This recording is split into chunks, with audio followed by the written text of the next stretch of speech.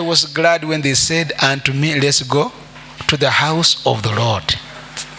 Because in the house of the Lord there is what? There is joy. There is hope. And there is peace. And Nehemiah says the joy of the Lord is what? Is my what? Is my strength. When you have the joy of the Lord, it doesn't matter what other things that are happening around you are happening. Those of us that were here last Friday in the overnight, I remember mentioning this statement which I had when I listened to some message that Ben Hinn was preaching, and he said, you know, they were in a turbulent, they were on a plane, and the plane was like showing signs it will crash. And then he wakes up, he goes to talk to somebody, pray, and that one was seriously praying. Because, you know, there is a hymn somebody shared some time back. He said, when you are speeding, when you are driving a vehicle, you keep changing the gears. But as you speed, even the hymns you sing also change. And when you get to a some point, you say, nearer my God to thee. Nearer my God to thee. That means the speed where you've reached. Should anything happen, you will be in the presence of the Lord. So, but he said now that turbulent time, one person was really praying because he knew, nearer to my God am I. And then he went to another one to ask him, can't you pray? It doesn't seem to be well. This plane does not seem to be doing well. And the other one told him, Jesus slept in the storm. Leave me alone. He was having his peace. And that's what the Bible tells us in Philippians 4, verse 7. That the peace of God that surpasses all understanding. There is peace that you can get in the house of God that defeats human understanding. Where people will say, but why are you so peaceful? Don't you read the signs? Don't you read the circumstances? You are reading different things. Because the peace that God has released upon you, nobody can understand. There was a story one time of a little baby whose mother had passed on. The baby was not aware that the mother had passed on. So the baby went looking for milk to breastfeed. So the baby went to the breast of the dead mother to look for milk. The baby was not aware. The baby was simply peaceful, operating in her own environment, knowing it is, I have to feed. I don't care what is around. Of course, there was no milk that would come because there's no milk that can come from a dead person. Until somebody said, hey, remove that baby, remove that baby. The baby is looking for milk. Today we want to talk about something. Actually, in the course of the week, I had several messages. I was touching this, okay, is this? But yesterday, when I was thinking about today, exactly what message, and I felt that what we shared on Friday, I need to repeat a few of those things. For those of you that missed the overnight on Friday, that you may be able to catch up something. Even those that were here on Friday, I believe you are not going to be bored because of repeating. But probably something will become a little more clearer to you. And that's why this Bible does not become old. It is new every morning. Every time you open the Bible, you get a revelation. And you say, I've been reading this Bible from cover to cover every year, like some of you have done. But every time you open the Bible, you get some verse and you say, the last time I read it, did I even read this particular verse? Because new revelation is jumping out of that verse to challenge you, to challenge me, to cause me to get enlightened in the spiritual realm, that there is something I had not seen before. And therefore, let's quickly open our Bibles in the book of Mark. That story can also be found in Luke and in Matthew. The three Gospels are called synoptic Gospels because they have similar accounts of different stories. But the reason people say the Gospel according to Mark, the Gospel according to Luke, the Gospel according to Matthew, it is in the perspective of from the look of things, this is how Mark saw. And this is how Luke saw, and this is how Matthew saw. And when you discover Mark is a person who was straight to the point, summarizing things, tap, tap, tap, tap, tap, tap. This is how I saw it. That's why when you find people that go to detail, you'll find Matthew going into much more detail. He was an educated man. Even Luke was an educated man. Matthew was a tax officer, URA. So he had to write elaborately. Luke was a doctor, a physician. But Luke appeared to be more of a media person than a doctor. Because Luke is the one who even wrote the book of Acts, giving an elaborate account of what happened here, what happened there, the events here, the events there. So we will go to Mark. Mark chapter 5, from verse 1. Actually, we'll start from chapter 4, because that paints a better picture of the things to do with the territory. We are talking about territory because we must take territory. And before I forget, by the time we conclude, you will need to know that salvation has two phases. Say two phases. Two phases of salvation. There is salvation that is personal. The day you made that confession, Lord, I take you into my heart, save me, what we call the sinner's prayer, you got that salvation which is personal. But there is salvation which is territorial. You may be born again, but your territory is not receiving salvation.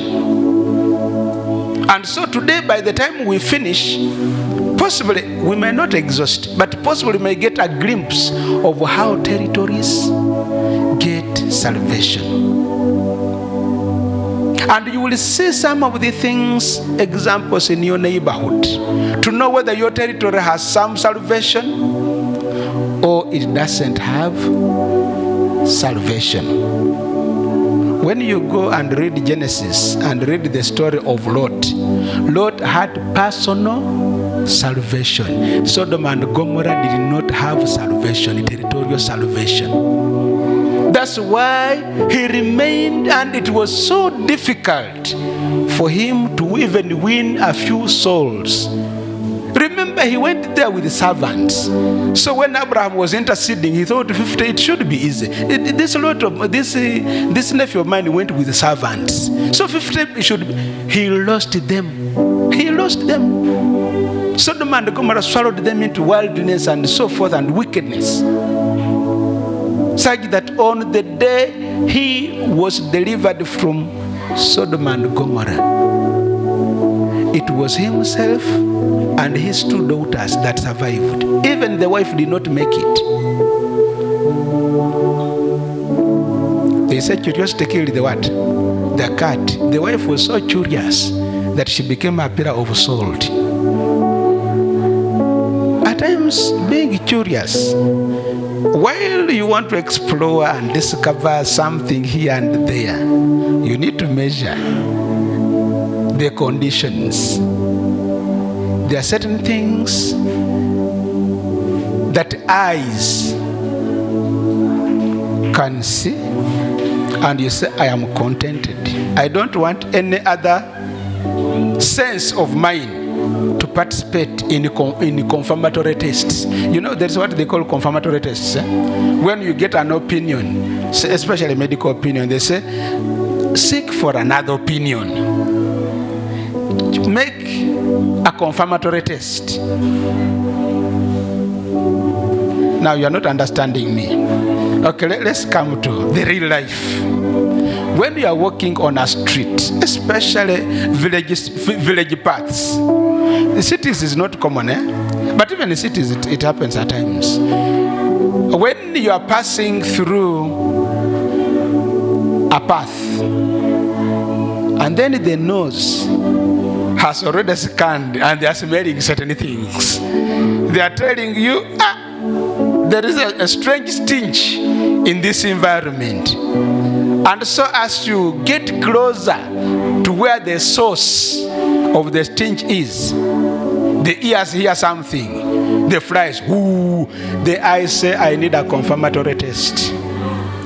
The eyes want to see where to make a confirmatory test. The nose already communicated.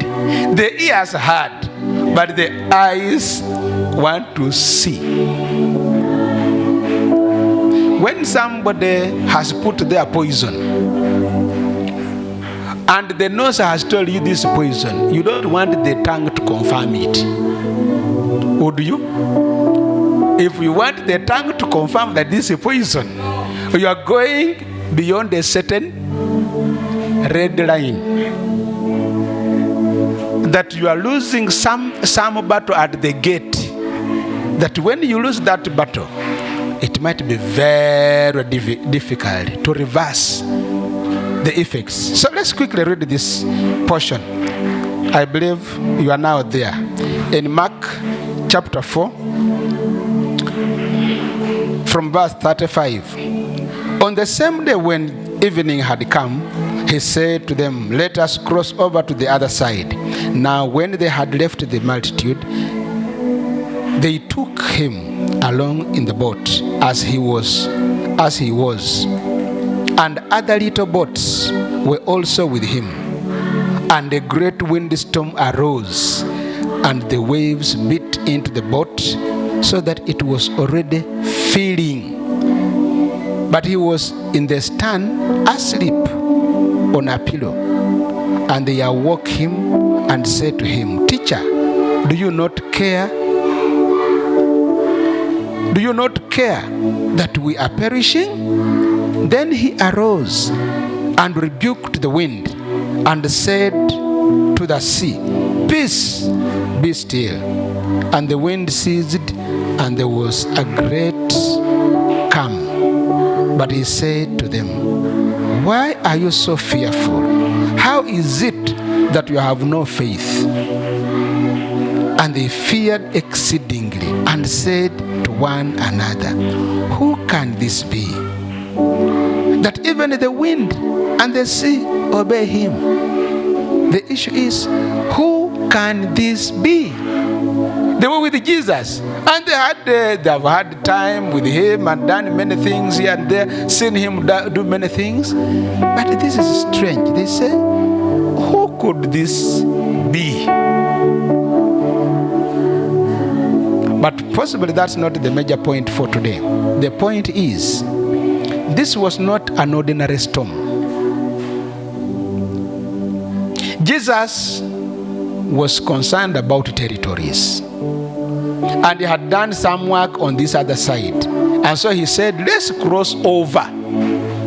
There was a territory across the sea. So they wanted to cross over. Jesus told them, let's cross over. There is another territory there to capture, to conquer. So the storm, it is the spirits across. We are aware there is an authority coming here. And we need to resist and block this authority from coming here.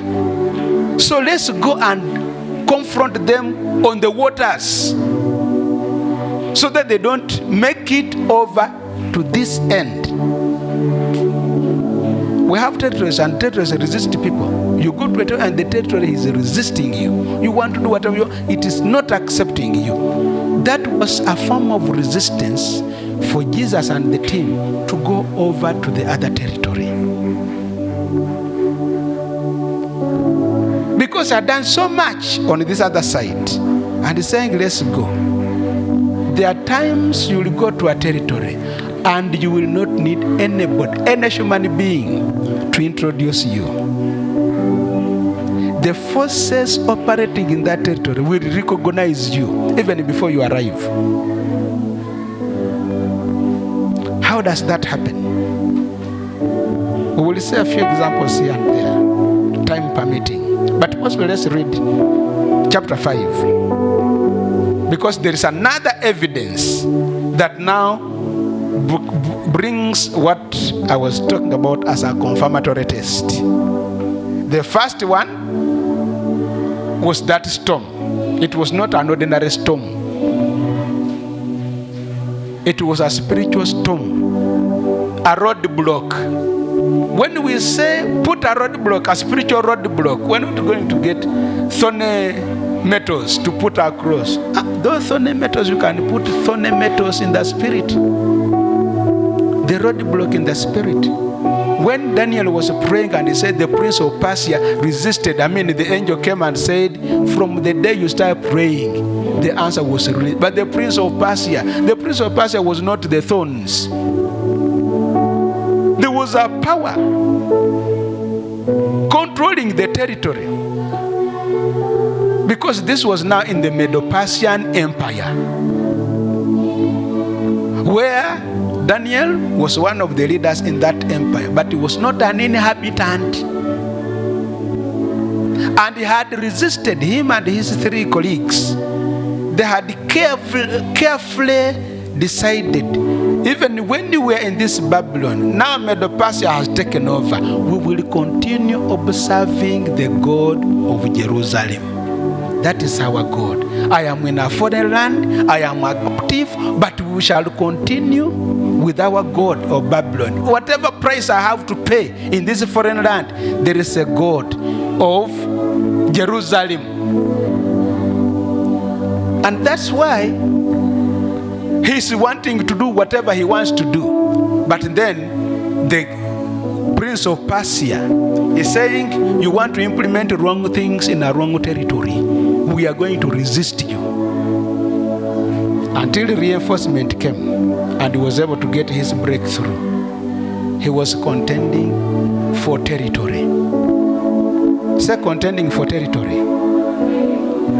We are here to contend for territory. And this month of April, starting this month of April, for at least the next 12 months, in our MCs, we will have 2 outs. One out is going to be a prayer walk, conquering, subduing territorial forces that have hindered us from making progress.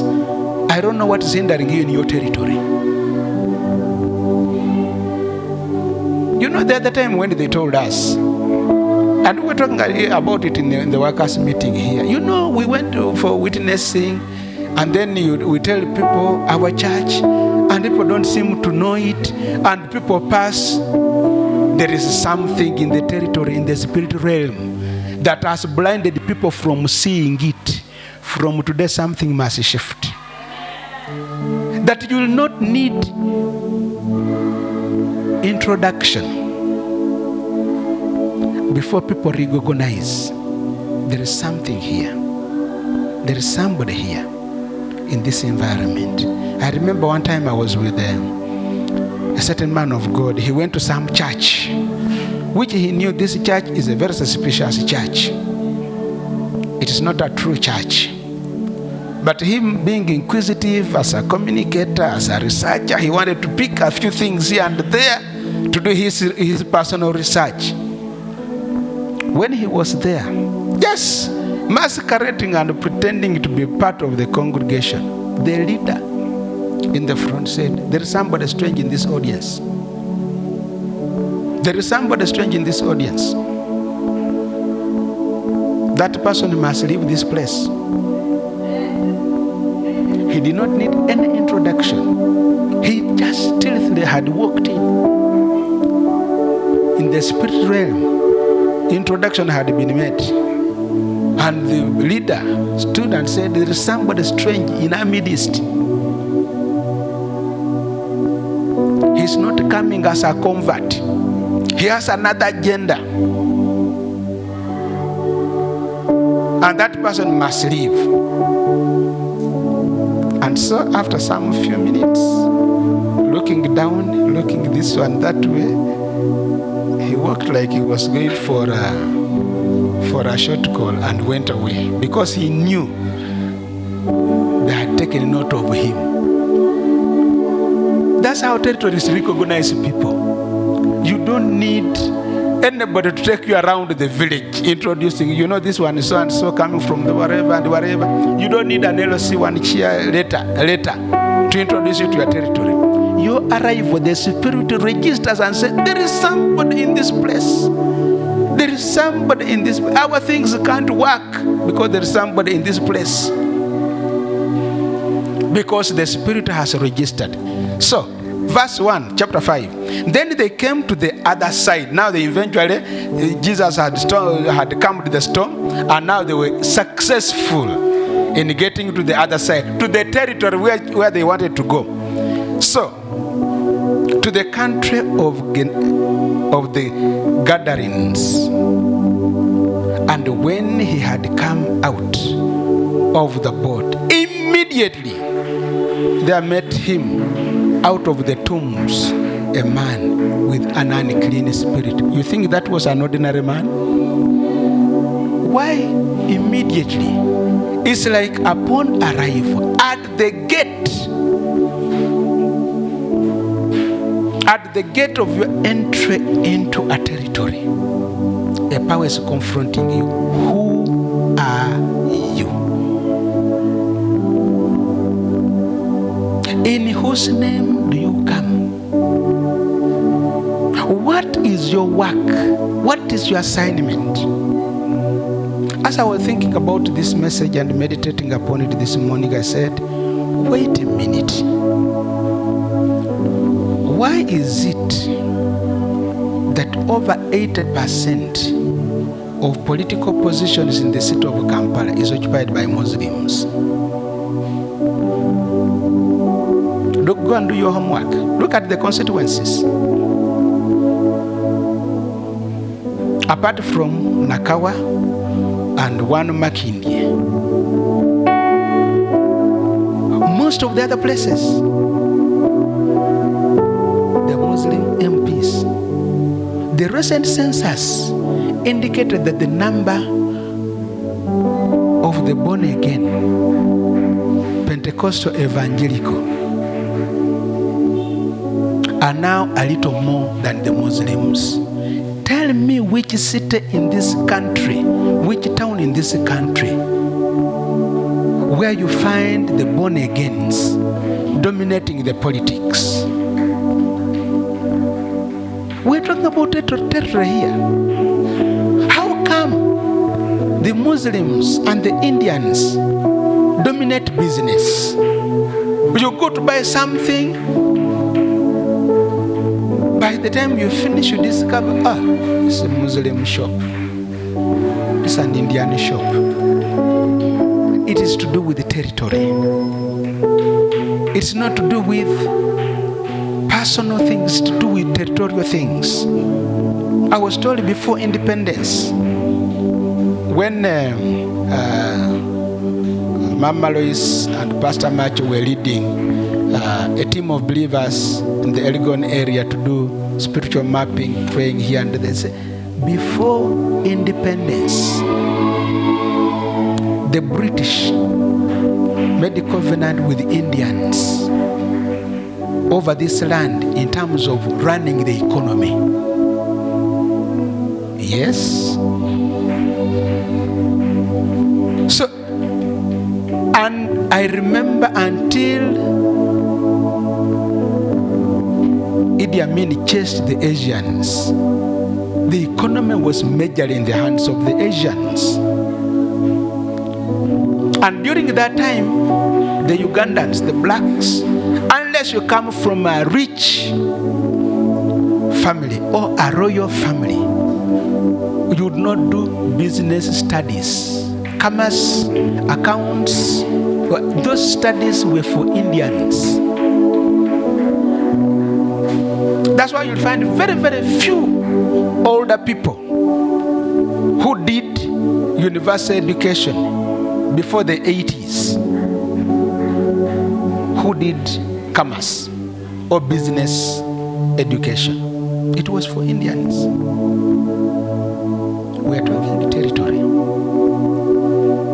So, immediately, there met him out of the tombs a man with an unclean spirit, who had his dwelling among the tombs, and no one could bind him, not even with chains, because he had often been bound with shackles and chains, and the chains had been pulled apart by him, and the shackles broken in pieces. Neither could anyone tame him, and always night and day he was in the mountains and in the tombs, crying out and cutting himself with stones. When he saw Jesus from afar, he ran and worshipped him. Now, can you run and worship a strange person, a stranger in the environment? There's a spirit at work in you that was already connected with the other spirit in the other person, either as an adversary or as a friendly force. And I'm very sure all of us are spirit beings. There is where you meet with somebody and you say, my spirit is not connecting. This person, yes, we're in this same environment, but there's something I can't connect. Even when we are supposed to work on the same assignment, my spirit is not connecting with this fellow.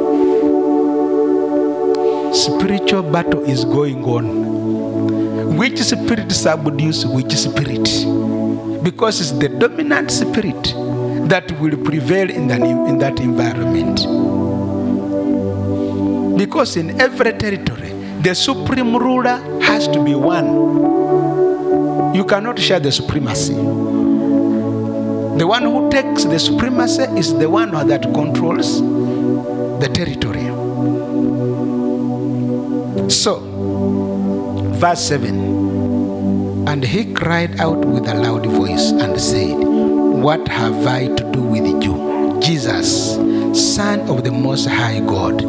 I implore you, by God, that you do not torment me. For he said to him, come out of the man, unclean spirit. Then he asked him, what is your name? And he answered, saying, my name is Legion, for we are many. Also, he begged him earnestly that he would not send him or them out of the country, out of the territory. He was negotiating. In the madman, the spirit is now negotiating. I know you've come to take territory, but I'm negotiating with you. Don't send me out of this territory. This is my territory. Are you getting me?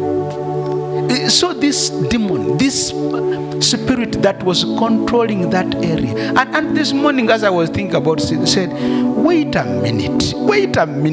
I had not seen this revelation before. Why do we find mad people walking through territories? They walk more than normal people in territories. There are spirits in them that are controlling those territories, that are patrolling those territories. You'll find a mad person does not get tired. They're walking from end to end. You think they don't have flesh and blood, but there's a spirit in them that's in charge of possibly a particular territory, and they are patrolling their territory from end to end. I had not figured that out. I said, wait a minute. This morning as I was thinking about it, these mad people walk from end to end. In the sun, in the rain. And And so we write them off as lunatics. We write them off as mad people. The spirit that's controlling an area that is using them as altars is patrolling the area. And that's why I'm saying, brethren, from this month of tomorrow, find time. If you want to do it as part of your morning or evening exercise, do it as patrolling that particular territory you're in. Because you must take that territory. I must take that territory. Being comfortable and saying, I will want to use border, I want to use a taxi up to the doorstep. No, please. Strategically speaking, spiritually speaking, start to adjust your way. Walk through the territory until the spirits recognize there is somebody who is making us uncomfortable. And as you walk, you will get to identify certain spots and set them on fire, spiritually speaking. Because when you do prayer work, I will share notes of prayer work possibly before this week runs out, because I want us to be deliberate. And I will share a few of those points. When you're doing prayer work, you will need to identify. When you get to a point and say, this looks like a strange altar, silence it. And so as you keep patrolling the territory, you will see many new unique things, and you keep silencing them. Before they know it, you will have shut down all those evil altars in the territory. You're overthrowing them. You cannot take a territory until you overthrow the prince of the territory. Kings, Bible times, when they went to fight,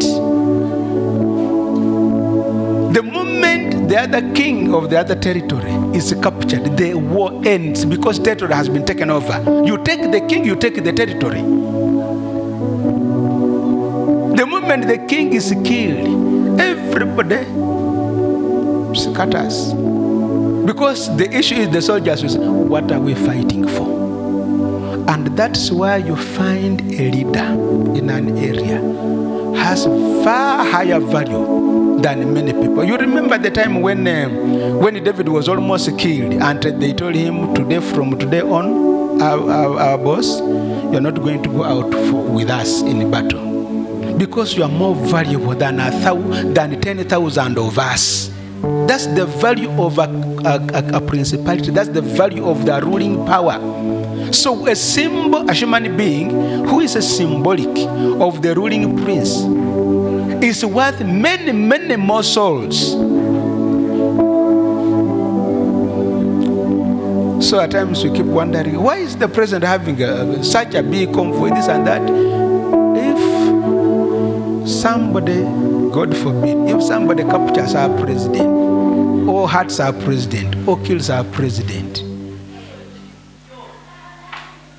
do you know that many things can go into chaos?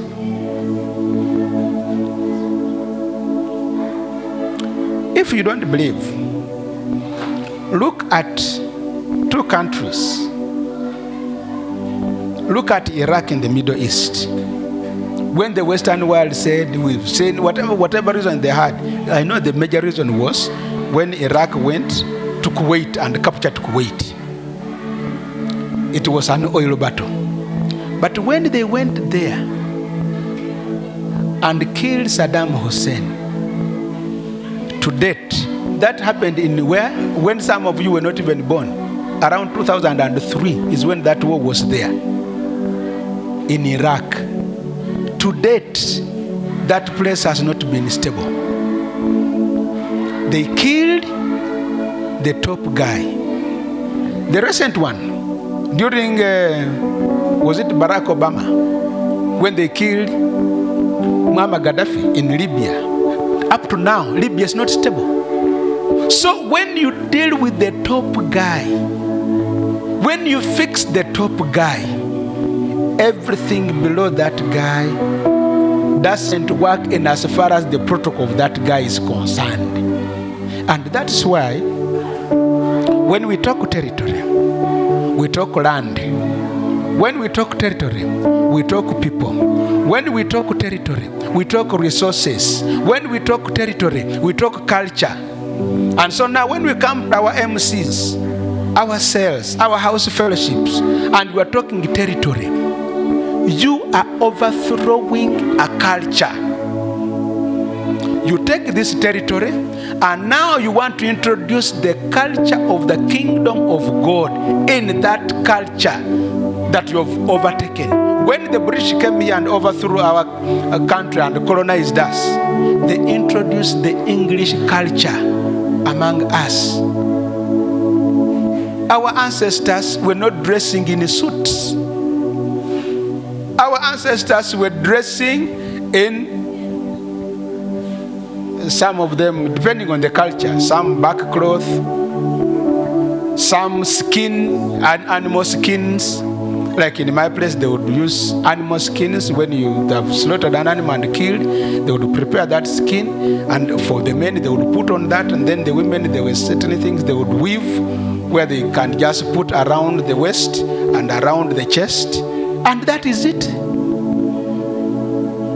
So when they came, they overthrew the culture.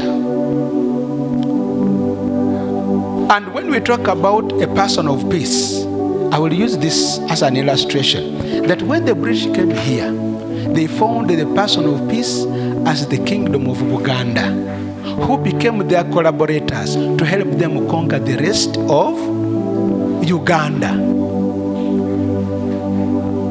Because when they saw the Nile in Egypt, they want to go and trace where the source of that Nile is. Because they did not want another country, another European country, to capture where the source is. Because when they capture the source of the Nile, they would sabotage their interests on the upper side. And that's how they came following the Nile to come and take over Uganda. And Uganda was called a British protectorate, meaning we are protecting this. This is to protect our interests. This country is strategic as a protectorate. You remember there are different names that were used. Uganda was called a protectorate. Kenya was called what? Kenya was called a colony.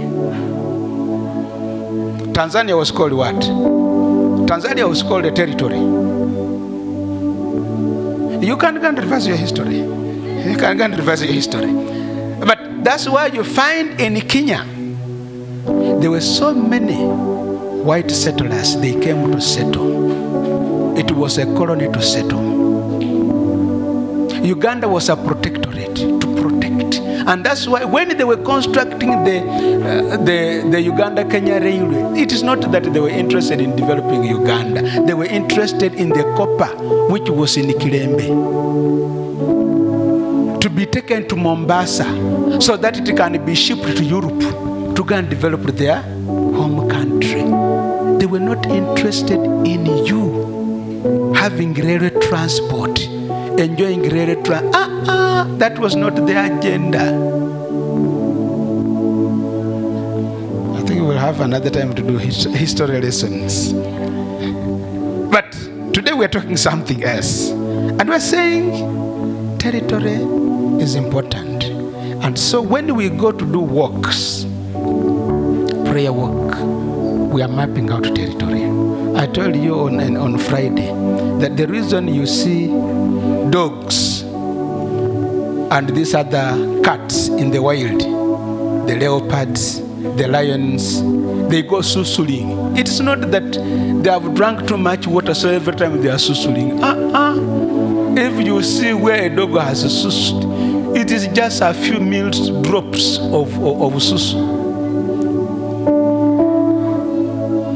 They are mapping territory.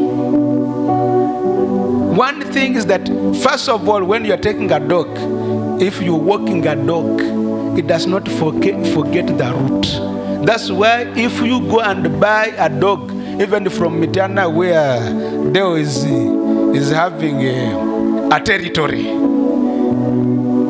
if you walk with a dog from Mitiana and bring it here to Luzira, every few meters it will sus.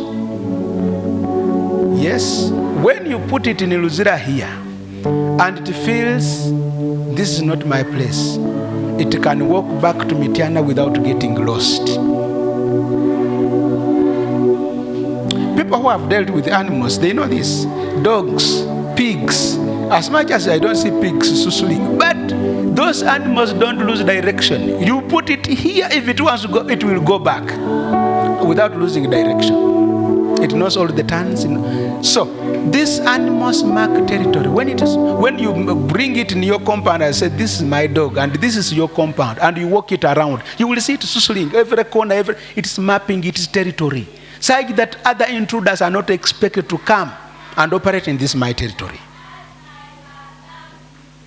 When you see those wild animals, the lions, the leopards, and they are also susuling, especially around big trees, they susu. They are saying, this territory, I don't expect another male lion in this my territory. I don't expect another male leopard in this territory. The ones that come here should be women, and those should be my wives. If a woman comes here with the cubs that are not mine, I will kill. And that's what they do. They kill. That's why you find those cats, even when they themselves are not being eaten by other animals, their number is small. Their number is small. They kill the cubs that are not theirs. They want their lineage. They want to be the ones to operate in this area, not another man's lineage in my territory. And even the way they grow, they go through tough life. Those cubs, before they grow through tough life. I did not intend to go that way, but I don't know why I'm going that way. But we're talking territory. So those are examples that tell you about being territorially concerned. When you look at Acts chapter 19, especially from verse 20 going down, when Paul did some things and the blacksmiths, the silversmiths lost their trade, what happened? They were up in uproar because Paul had taken over territory. Great is Diana of Ephesus. There was an uproar in the city because somebody had overthrown the city, had taken territory. So, you and me need to be aware that we are in business of territory taking. And so, brethren, the few disciples that we have, we need to talk to them. If you're operating in that barracks, prisoners barracks, and nobody knows that you are there, it means somebody else is dominating that territory. And you need to dispossess, walk. I know that barracks is big, but not too big to walk. I will tell you one of the things these Muslims do. I've never been a Muslim before, but you will discover most of our towns, most of our cities, they construct at the gate of the city. And so meaning they take control of the territory at the city gate. When Psalms 24, the Bible says, lift up your heads, it's not it's not talking about somebody's door being lifted. It's talking about territory. It's talking about seasons. It's talking about time. So when the gate has lifted and opened for you, and you enter, you now dominate. Those kings, when you go to the Bible, when a king visited, you remember when Jehoshaphat visited Ahab, and they were talking. Each of them had to put, you sit on your throne, I sit on my throne, because you are both kings. You don't come and I just give you a funny seat. No. You come and sit on a throne. You are representing your kingdom, even when you are in my space. You sit on your throne, I sit on my throne, and we are talking, king to king. When when ambassadors are sent to countries, high commissioners and so forth, I told you the difference between a high commissioner and an ambassador. You remember? Hey, nobody remembers. Huh?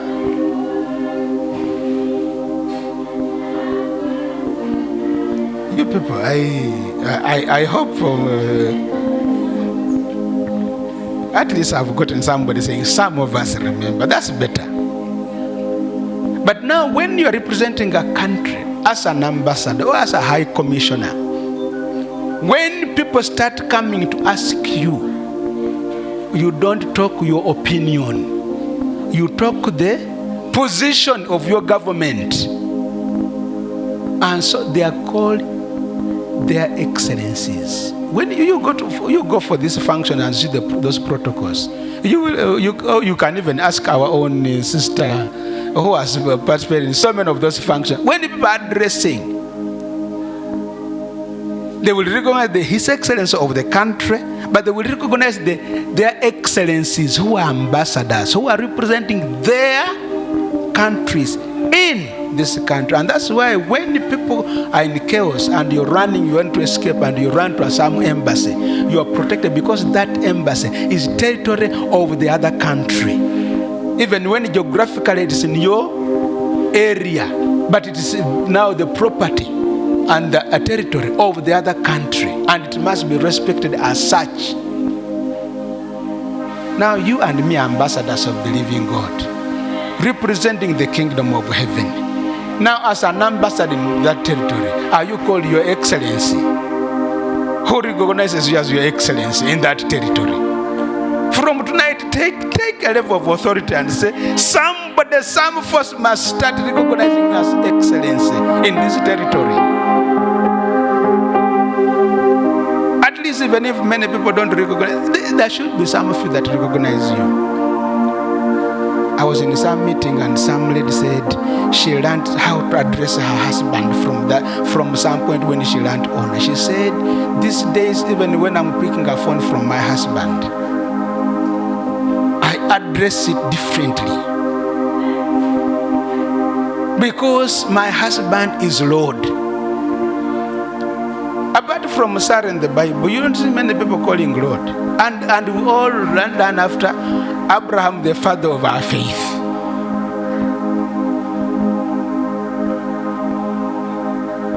Some men have never been called Lord in whatever circumstance. And they're figuring out, is this strange? We go to court and we call people in courts of law, your Lord. It starts in you as a man in a home. You are supposed to be called Lord. So this lady was saying to me, when I'm introducing my husband to other people, I'll tell them, my Lord, His Excellency, before I mention his name. My Lord, His Excellency, before I mention his name. Why do you call other people excellent? Who have no business to do with you? They are minding their own business, doing their own things, but you say, their excellency, their excellence. Yes, their excellency in their own capacity. And I'm not saying you don't respect those people who have those titles of excellency and those titles of lords. But you have some lord around you, and you are not giving them what it is due to them. Surely, do something. And so some of us, the men, of course, I know in the house we have very few men. Some of us of the men who are not interested in living in Kameza, when they start calling you Excellency, Lord, you will find money for Kameza. You say, there is something you said the other time. Remind me. He will start provoking you to remind him of the things you talked about.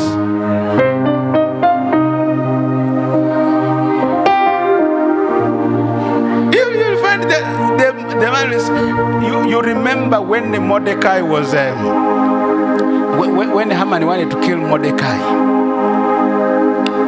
and the God of heaven said, these people, Mordecai, Esther, they are here for territorial business. They are not here for other hidden agenda.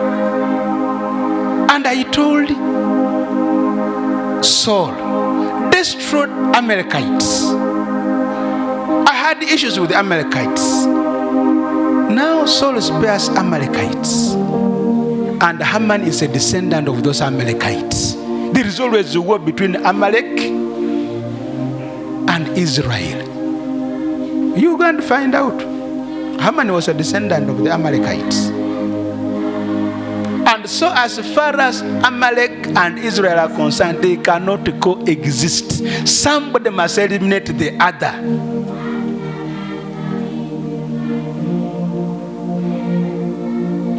So,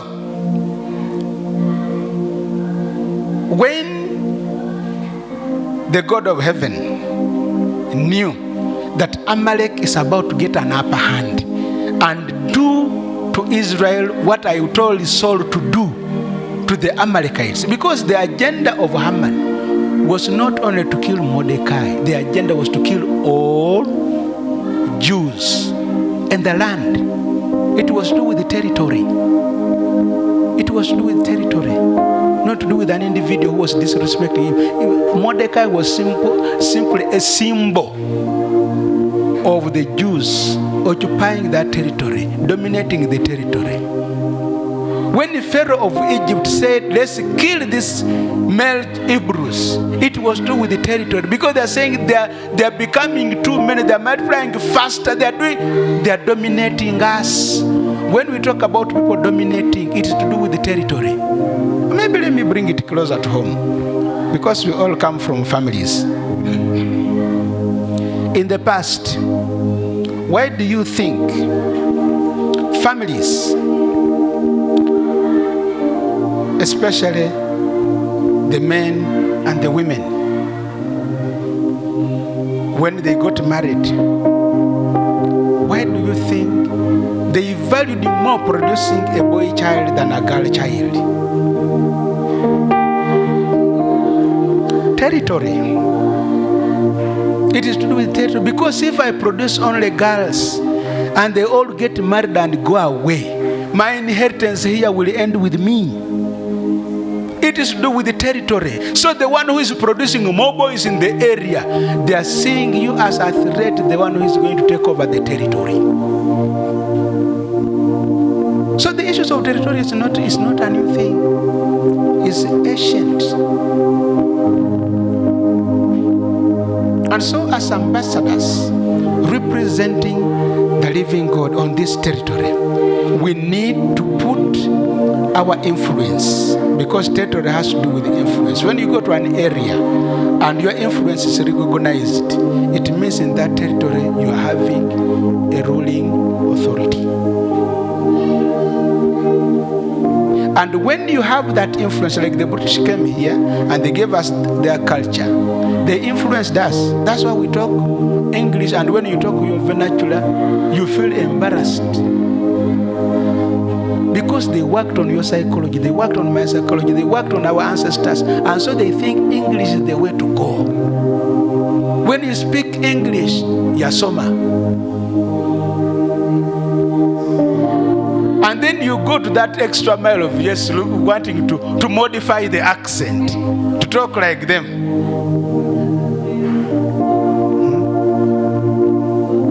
I remember when we went to UK and spent there a few years, Emmanuel had gotten the accent almost 100%. He was talking like them. And I remember one time our friend, a Ugandan, comes to visit us, and we were talking English. So Emmanuel came and asked, what is that man saying? He was saying he doesn't understand the language the other man was talking. He was talking English, but English with our Ugandan accent. So Emma couldn't hear. Say, I don't understand. What is that man saying?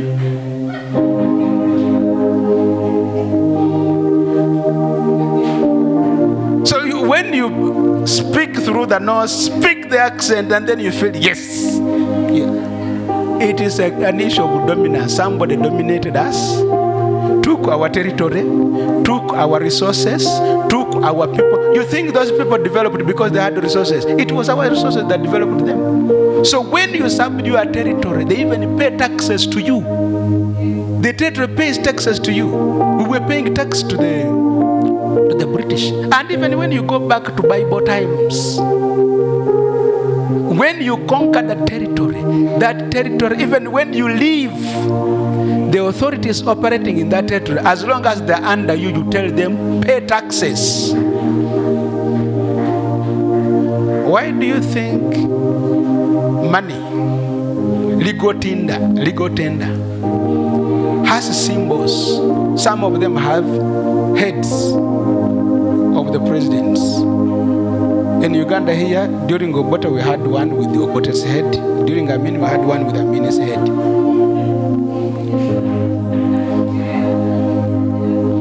Huh? You didn't see that one? Of course, you were born after they had departed. You now need to go to some archive, to some museum. They can show you, because the things exist. I remember at some point I had some notes, but I think I destroyed them. Okay, let's go back to the Bible. When they told who, they tempted Jesus, should we pay taxes or not? He said, bring the legal tender.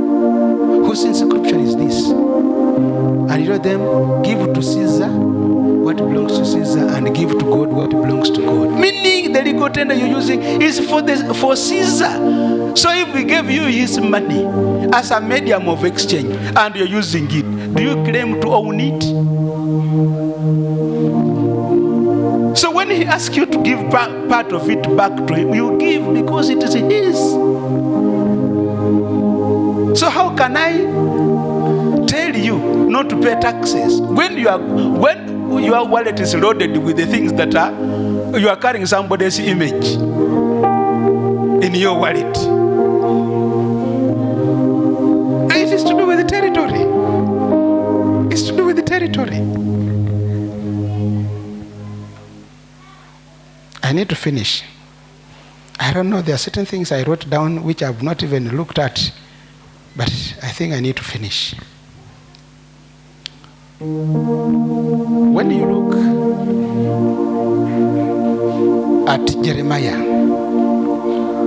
chapter 1, you see when Jeremiah was doubting himself here and there, and God told him, I think it should be in verse 10, I've given you authority over kingdoms, over kings, to pull down, to destroy, to uproot, to establish, to plant. He was being given authority. That's why he was, even when he was called a weeping prophet in that territory, he now had the mandate to pronounce what happens to kings, because he's the one who prophesied vividly the 70 years of Babylon taking over Judah. And it took another person who understood territorial things, another prophet, Daniel, to say, 70 years are up and we are still here. And so he also engaged territorial prayers for them to get out of Babylon, which was now under the Medo-Persian rule. And so when you talk about you are a prophet in the area, starting with your house, but even in the territory, when we talk about having influence, you know there are people who are called opinion leaders. How many times do people seek your opinion over matters? Because for you to qualify to be an opinion leader is because people seek your opinion on a matter.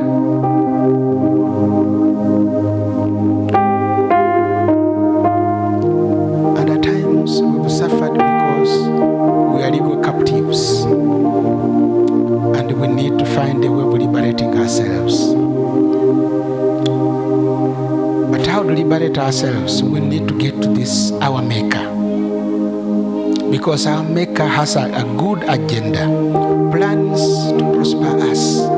The Bible tells us in Matthew chapter 16, no, it should be chapter 5, where first of all, we are told that we are the light and we are the salt. From verse 13 of chapter 5, Matthew. And when you are light in an area, the whole area must be lit by you. When you put a small pinch of salt in something, that salt will go to every corner of whatever you put, whether rice, chicken, whatever you put, the salt will go to every part of it. So if you are salt, if I'm light, wherever I am, light must go into this territory, and something must happen. When Jesus told Peter in Matthew 16, verse 18, you are a rock, you son of Jonah, and upon this rock I'll build my church, and the gates of hell shall not prevail against it. And when you go to the next verse, you'll find him say, I will give you the keys of the kingdom. Don't you need the keys of the kingdom? I do. I need the keys of the kingdom. You know, I was listening to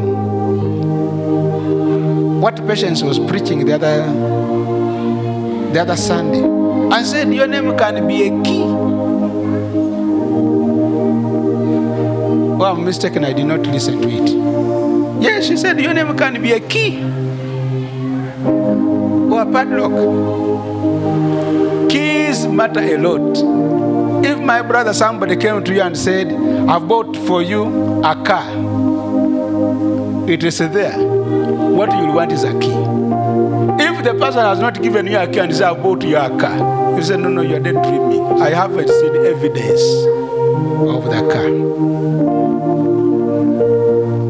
But if somebody just brings a car key and says, I bought you this gift, you will know this key is not an ordinary key. You will now just ask, where do I locate where that gift is? If somebody came and said, here is a key, go to this bond in this place, and they will show you the item. If you go to that bond and you've forgotten the key at home, will you be able to get the item? Now, if the Lord is telling Peter, and today is telling you and me, that will give us keys of the mysteries of the kingdom, and one of those keys today, if we forget everything else, remember yourself as an ambassador representing the Lord in your territory. And God has given you that territory. There is a reason He put you there. You know, those of us that might be living in rented houses, you might have looked at several houses before you got that particular one. Why is it that that particular one were you able to get, even after looking at many others? There is a reason God permitted you to get that particular one. I was telling some of you how, God works in mysterious ways, but I think I need to conclude this. When we went to Amara, personally, I remember we agreed with my wife that when God is blessing us with children, by the time our children start to go to school, we need to reduce or eliminate competition between fees and rent. And so that way we purposed, whatever little money that we get, we will be able to try to look for something to buy in terms of land, so that we can be able to build something, however small. We need to come out of renting. So we got Emmanuel, we got Joshua, and so at that time we had gotten now the land in Wamala. That time when I was looking for a house, I told you before I got married, I said I used to stay in a store. And then I said, I don't want to rent on Ujinja Road or Entebbe Road. Because that time, serious traffic jam was on those two roads. That's how I went to Hoima Road. And I remember some people told me, Hoima Road, why of all places Hoima Road? And some of them told me, you know Hoima Road, every was that have come to Kampala, they come from Hoima Road. Yes, I mean, if you didn't know some of these things, every word that has destabilized Kampala, it comes from Hoima Road. Where are you going to the direction where I was coming from? And for sure, when we bought in that place, I remember talking to the LC1 chairman of that area that time. He said, you know, during the Bush War, this was a battleground. This was a hiding ground for the rebels. And so many of us left this place. And so when we came back, we found animals living in our houses which we had left behind. Yes. So Salva said, normally, and truly, you observe this, they will say, people from the east normally buy along Ujinja Road. People from Hoima normally buy along Hoima Road. People from the west normally buy along Masaka Road. You are from the east. Why are you buying along Hoima Road? You can do your own research. You will discover those patterns are there.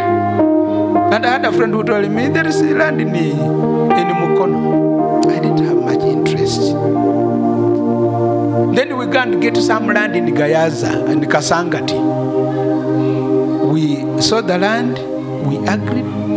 The day we carried the money with my wife to go and pay for that land.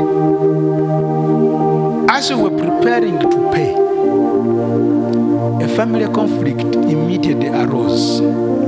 The father, the mother, and the son were disagreeing. The mother and the son were on one side, the father was on the other side. We had gone with the cash to pay. We told the person who had taken us, I think it's okay. There is something God is revealing as to why we can't buy this. Let's go. And that's how we ended up buying in this other place. So when we bought in this other place, fast forward, because I see our time is really well spent, is my wife was not very, very much amused. She reluctantly said, okay, but she wasn't amused. And she said, you know, we go to the village and we say we're in Kampala. We're in some other village here and we're saying we're claiming to be in Kampala. As far as I'm concerned, I had peace because we've got something of our own. But she was saying, now, this village and you're going and telling people that we're in Kampala. Which Kampala is this?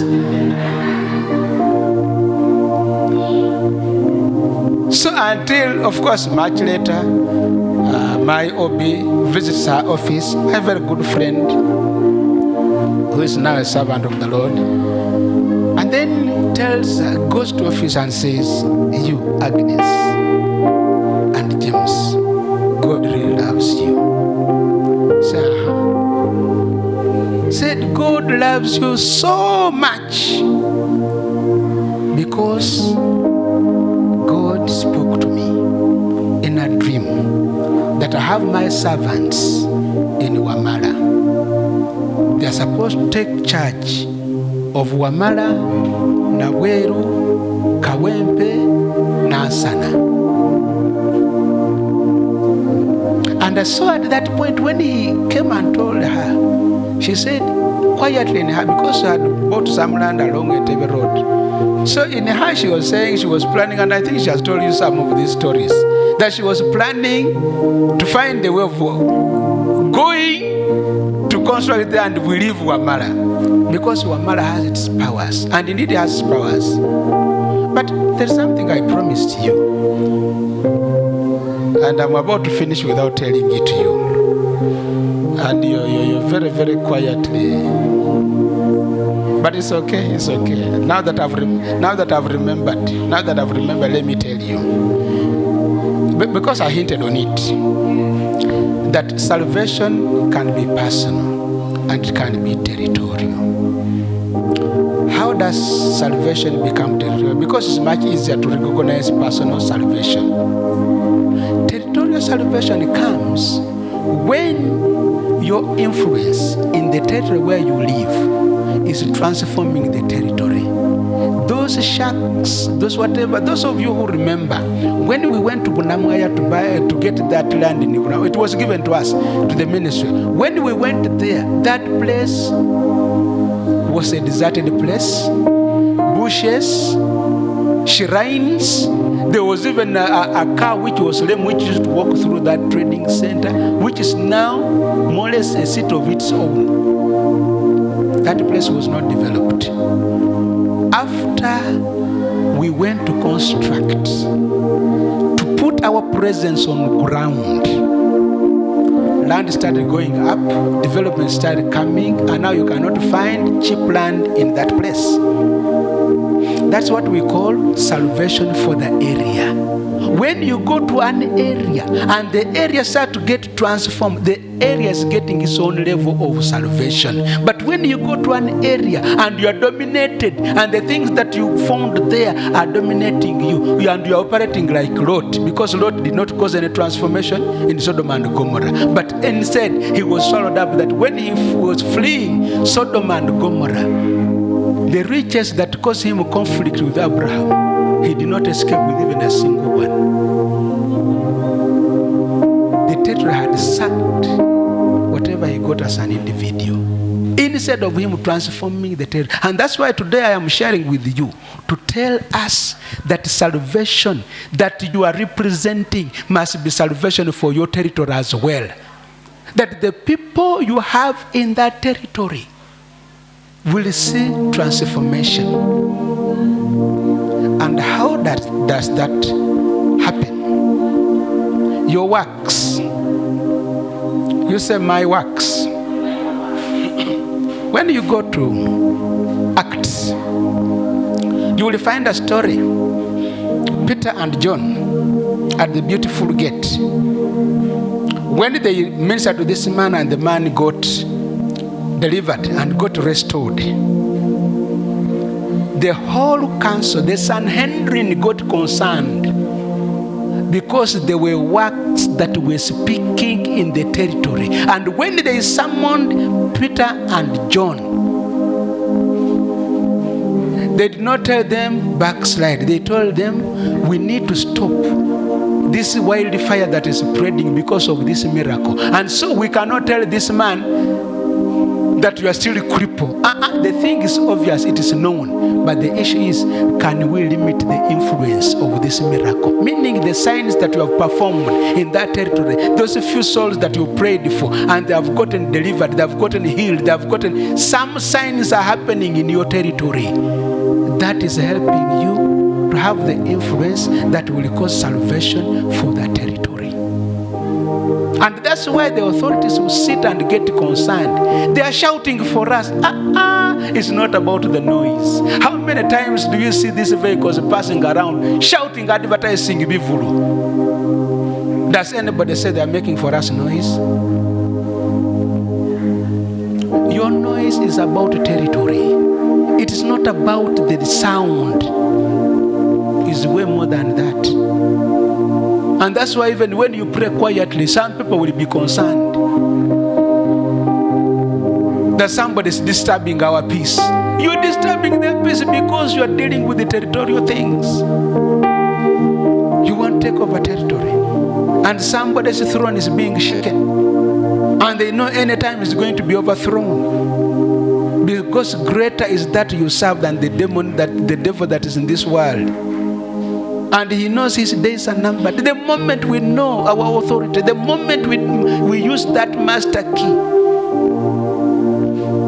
the challenge that we have is there is some of that thing in us. Jesus said, the prince of the world comes, but he has nothing in me. Which are those things that you are clinging on that are making you make fellowship with the territorial powers? When Joshua was telling the children of Israel, choose this day whom you will serve, whether the gods of the Amorites, of the other side. But as for me and my family, we will serve the Lord. Joshua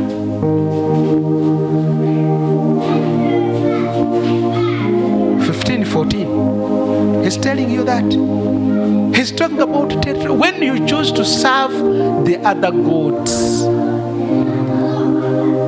and then the real true God is secondary, you cannot take territory. He'll say, you are part of us. Just settle down and let's have fellowship. Let's stop making noise for us. But the moment they know that you know who you are, and you say, I have no business. And I will tell you, yes, we could be still having a long way to go. But I will tell you, those of you, I don't know how many of you came to Amala when we were before 2010. Because we started constructing that place, and as soon as we bought, we started constructing, such that in 2003, when I left to go to UK, our house was habitable. I told my brother, now you're a non-resident at Makerere, I will buy you a bicycle. You go and live in my house. Because we had done maram on the floor, we had put frames in the windows, and we said, I told him, bear with me, we shall put cardboards in the windows, and we will continue working on the house even when we are away. And he was very, very good. He accepted, and he went and lived there. So we lifted our items from Namungona and we took there before I left for UK.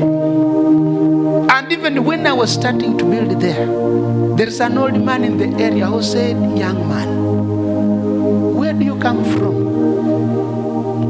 There are very, very few young men who could put such a project in this area, because there were very second houses in that area that would be called permanent houses. Now you go there. The other day, even Starbucks has built now in that trading center. There's Starbucks fuel station in the trading center there. And yesterday I sat on a board and he was telling me, because they have been talking about the Tamaka Road for long, he said, April 1st, they are starting to work on the road, the Tamaka Road. When I went there to buy, that swamp that you see there, that river that you cross,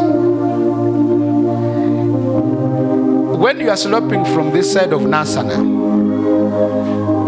you see where they have put some fuel station, just as you start the descent. That was the last point. There was a house above that place. That was the last house you'd meet on this side. Then on the other side, as you start to ascend the hill, you know that place where they put now the bottles, they are selling bottles. As you start to ascend, the other houses would also start from there. That whole stretch. And I remember that the people that sold me, there was a Mzee there who tell me, Mwana wange, dayo mangu. If it gets to 7, he say, you hurry, go back. Because in the valley there is not safe. It was a whole swamp, papyrus and all sorts of things. And and there was no bridge. We would cross through the water. With my vehicle, we would drive through the water. And when it overrains, we would now go to Kawempe. We use the Kawempe side because this one is flooding. And so now when you see the developments there, I will say, not that I did anything, but it was symbolic. It was symbolic that we went there. And no wonder the enemy resists.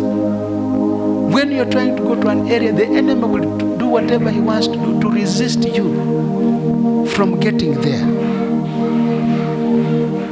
One time my wife was coming, I think, from a late night event. I think I wasn't around that time.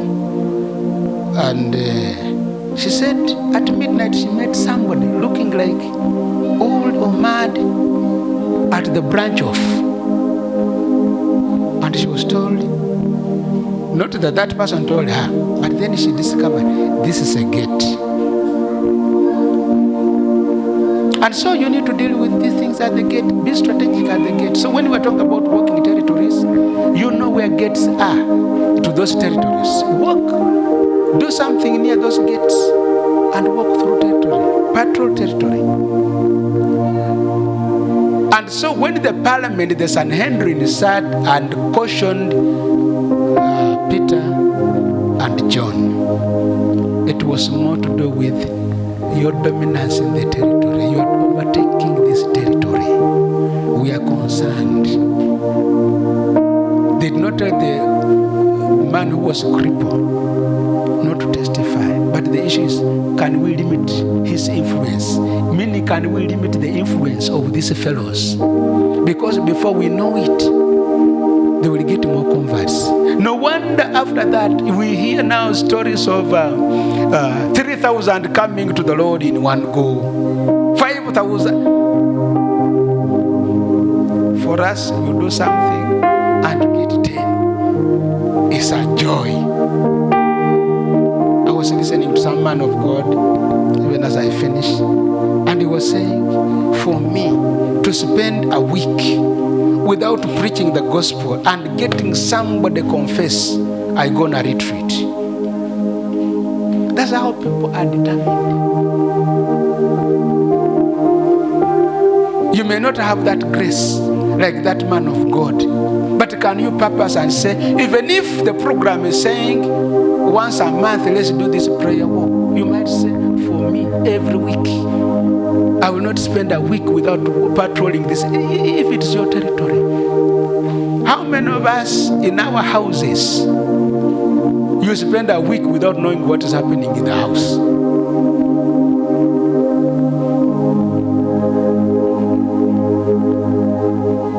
If you have land, even if it's 10 acres or 20 acres, periodically you need to monitor the boundaries. Or else somebody comes and squats at the edge of the land and you get into trouble.